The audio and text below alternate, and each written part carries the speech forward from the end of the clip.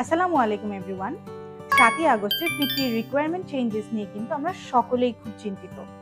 কিন্তু এত টেনশনের মাঝখানে আমরা কিন্তু সবথেকে বড় একটা স্ট্রেস রিলিভার মিস করে যাচ্ছি।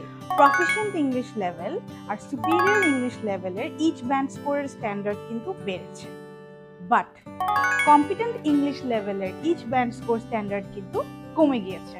এখন listening A at least 47, reading a 48, writing এ 51 এবং স্পিকিং এ অ্যাটলিস্ট 54 পেলেই তা আইএলটিএস ব্যান্ড স্কোর 6 বা কম্পিটেন্ট ইংলিশ এর পিটি স্কোর হিসেবে গণ্য করা হয়, যা প্রিভিয়াসলি ছিল নো ব্যান্ড লেস দ্যান 50। যারা নো ব্যান্ড লেস দ্যান 50 এর জন্য অস্ট্রেলিয়ার ভিসা অ্যাপ্লিকেশন নিয়ে দুশ্চিন্তায় ছিলেন, নতুন এই পলিসিটি হতে পারে তাদের জন্য একটি পিস পোর্শন। বিস্তারিত জানতে যোগাযোগ করুন স্টাডি ইউনিভার্সে। ধন্যবাদ।